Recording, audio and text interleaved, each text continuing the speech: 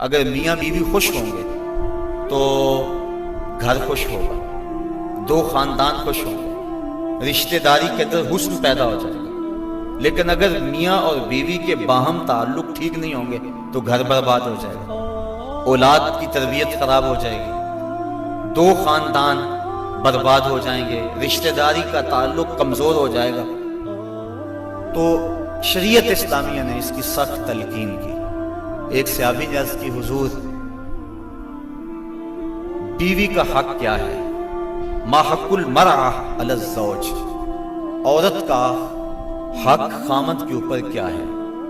تو حضور علیہ السلام نے فرمایا کہ جو آپ کھائے وہ اس کو کھلائے۔ یعنی یہ نہیں ہے کہ میاں اور بیوی کے کھانے میں اور ان کی غذا میں فرق ہو، جس طرح کا کھانا خود کھائے اس طرح کا اپنی بیوی کو کھلائے۔ اور دوسرا فرمایا کہ جس طرح کا خود لباس پہنے اس طرح کا اپنی بیوی کو لباس پہنائے۔ تیسرا حق حضور علیہ السلام نے یہ بیان فرمایا کہ تو اس کے چہرے پہ نہ مارے، گھر میں 100 شکر رنجی ہو جاتی ہے، ولا یضرب بالوجہ، چہرے پہ نہ مارے۔ آقا کریم علیہ السلام نے فرمایا لا تضربوا اماء اللہ، اللہ کی لونڈیوں کو مارو نہ، منع فرمایا گیا۔ بعض مرد اپنی حاکمیت جگانے کے لیے، اپنے تغلب کو ظاہر کرنے کے لیے عورت پر تشدد کرتے ہیں اور سمجھتے ہیں کہ یہ ہم نے بڑی بہادری کی ہے۔ یہ کوئی اچھا کام نہیں ہے وہ جو اس نے کیا ہے، شریعت نے روکا ہے، منع کیا ہے۔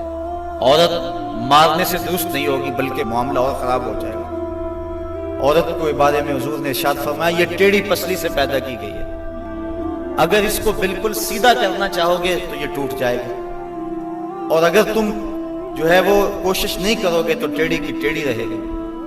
اس لیے اس کی اصلاح کی کوشش بھی کرو، لیکن یہ تصور کہ بالکل درست ہو جائے۔ عورت کی کچھ چیزیں عورت کا حسن ہے۔ اللہ تعالیٰ نے قرآن مجید کے اندر ارشاد فرمایا کہ وہ لوگ جو محسن اور غافل عورتوں کے اوپر تہمت لگاتے ہیں، تو محسنات الغافلات، اللہ تعالیٰ جل شانہ نے یہ عورت کا حسن شمار کیا ہے، عورت کی خوبی بیان فرمائی ہے، غافل ہونا۔ مرد بڑا زمانے ساز ہو تو یہ اس کا حسن ہے، لیکن عورت بھولی بالی ہو، صرف امور خانہ داری کو جانتی ہو، باہر کے معاملات کو نہ جانتی ہو، یہ عورت کا حسن ہے۔ تو یہ لازمی نہیں ہے کہ عورت بھی مرد کی طرح تیز ہو۔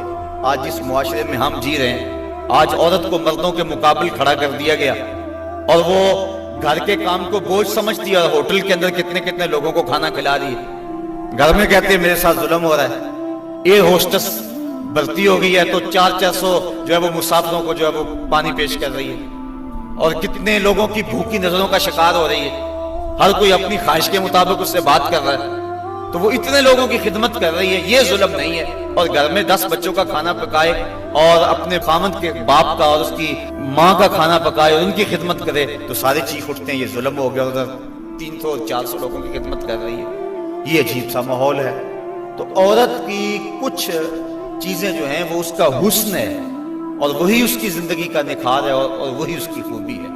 تو اللہ تعالیٰ نے قرآن مجید کے اندر غافلات کا لفظ عورت کی خوبیوں کو شمار کرتے ہوئے بیان فرمایا۔ مرد سمجھتے ہیں کہ ہم مرد ہیں اور ہمیں عورتوں کے ساتھ بالکل سیریس رہنا چاہیے، ان کے ساتھ کوئی مزاح نہیں کرنا چاہیے، جبکہ مزاح فرمانا چاہیے عورتوں کے ساتھ۔ حضور نے فرمایا ہے، حضرت عائشہ صدیقہ رضی اللہ تعالیٰ عنہ اور حضور جا رہے تھے کسی سفر پہ، حضور کی عادت یہ تھی جب قافلے میں ہوتے، سفر کرتے تو سب سے پیچھے ہوتے، تو قافلہ تھوڑا سا آگے چلا گیا تو حضور نے فرمایا عائشہ دوڑ نہ لگائیں، عرض کی ہاں ٹھیک ہے۔